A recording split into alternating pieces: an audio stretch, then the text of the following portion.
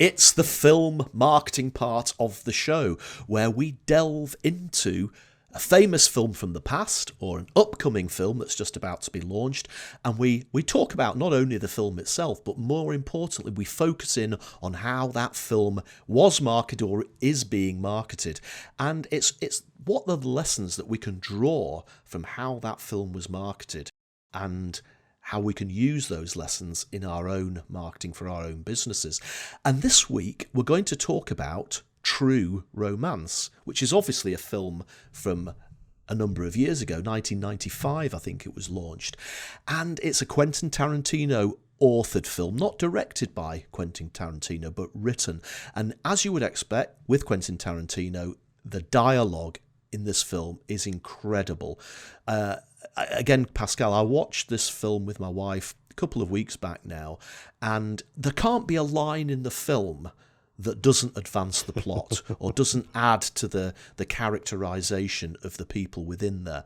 And marketers can learn so much just from analysing the writing style of Quentin Tarantino. Now, I know it's not for everybody. There's a lot of profanity in it, but you have got to marvel at the simple way he advances the plot using dialogue, and also how he always weaves pop cultural references into the dialogue, whether it's burgers, whether it's setting scenes in Six Flags Magic Mountain theme park in Los Angeles. It's instantly recognisable, and those instantly recognisable dialogue memes and places and locations just suck the audience in, and the plot is incredibly good as well.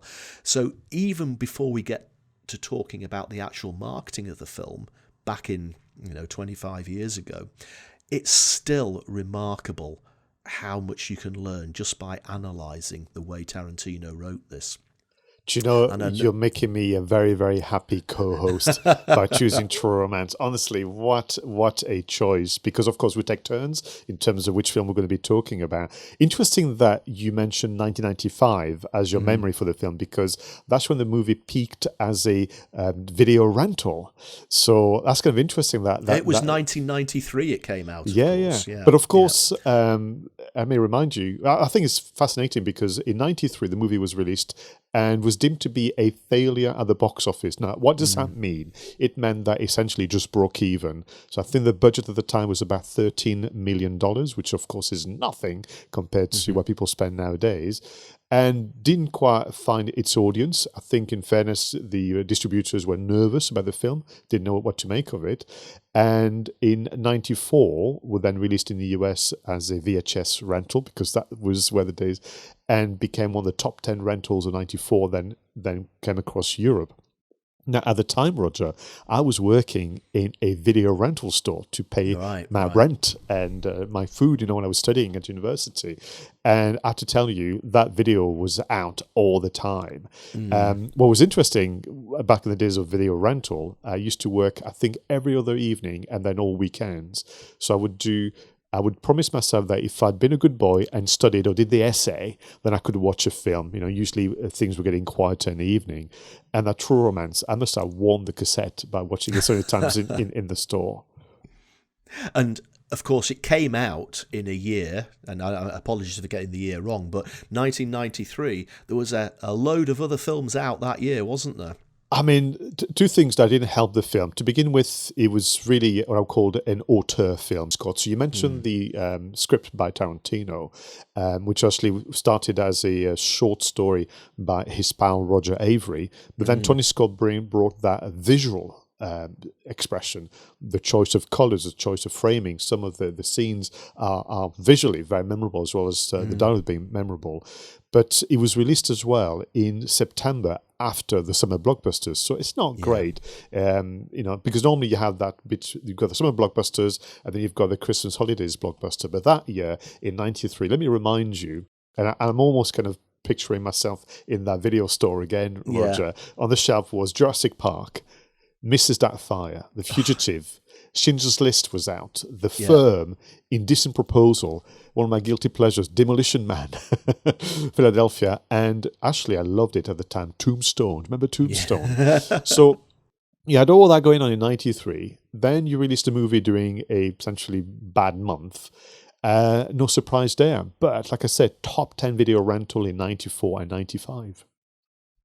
Again, I think you said it earlier in the podcast, when you're putting together content, and we said today that we are media companies now, as marketers, we are media companies, you're in it for the long game sometimes.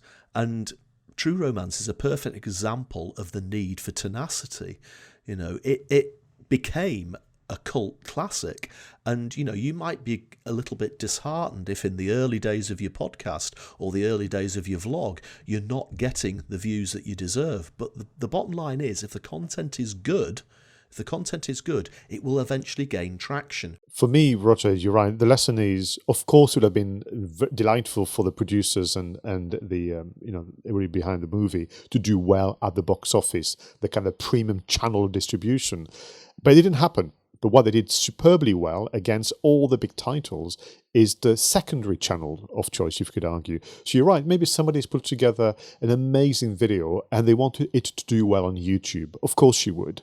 And maybe actually your audience is on LinkedIn and vice versa. You write this amazing blog post and you want it to do well on LinkedIn. In fact, you find the audience on Twitter. And I think it's about this channel marketing, the find the way. And sometimes, yes, you want the approval from your peers because you've done well on the big screen or on YouTube. Yes, you want obviously to be able to have the accolade because you've done well through what is deemed to be the tried and tested channels. But sometimes there will be secondary and tertiary channels of distribution that will actually give you the success you deserve. Absolutely right. And it's those memories that this film has created as well. I think, we've talked about advertising straplines on the show before, and some of those famous advertising straplines that people will never forget, like Domestos kills all known germs dead, or Formash gets smashed. Those adverts have become legends. And this is one of those films to me where I can quote whole scenes verbatim because I've watched it, not hundreds of times, but enough that those particular speeches, those particular phrases have lodged themselves in my memory. And there are, of course, loads of films, Star Wars, whatever it might be, that have sections of dialogue that stay in the mind. But this particular one, as I said, pretty much every line is quotable. That's what was happening in the store where I was working. Yeah. Customers would be in a corner talking, because I was one of the lovely part of being in the store. People would come in and talk to each other about the films. I suppose now they do it via the internet. But so you had the corner, people talking and laughing about True Romance and quoting scenes back to each other. Whether it's Patricia Arquette or Kristen Slater or Gary Oldman, Val Kilmer, Brad Pitt. I think the Brad Pitt character left many people laughing. Christopher Walken, against obviously... oh goodness, Dennis Hopper. So there was so much going on there. But back to your point about the lasting impact and impression, I discovered certainly that in the US, they have a regular True Romance festival. Wow. The last one was in 2018 to celebrate the 25th anniversary of the movie release back in 93. There is still a official True Romance Facebook page that fans can keep uploading their own artwork and posing next to the hotels or through the pink Cadillac and that kind of things. and for me, certainly, I was the very proud owner of the special edition DVD released 10 years later in 2003. And I'm wondering whether in 2023, which will be therefore 30 years after the movie release, we're going to have something very special. In one of the True Romance Festival, I'm told that Kristen Slater and Patricia Arquette actually did a live reading of some of the dialogues to the fans whilst in the screening room. So, Fabulous memories, Pascal. Fabulous memories. So I think the lessons from True Romance are the dialogue. So take the dialogue to be the copy that you use in your marketing. Every word matters. Does every word move the customer along? I just think that this is just an absolute masterclass, So it's been an absolute pleasure talking about True Romance, and the danger is we could probably carry on talking about it for the rest of the morning. I'd certainly like to dissect some of those scenes that have stuck in the memory, but I don't think we have time. We have come to the end of the show. So Pascal, thanks as always for sharing your expertise and wisdom and knowledge with me. Great news items, great content, always a pleasure to talk to you. And thanks for everybody for watching and listening to Two Geeks and a Marketing Podcast. Please do subscribe wherever you consume your podcasts and videos. Leave comments and suggestions for us as well in the usual places. But until next time, go out there and make sure that your marketing is done right. I was Roger Edwards and he was Pascal Fintoni.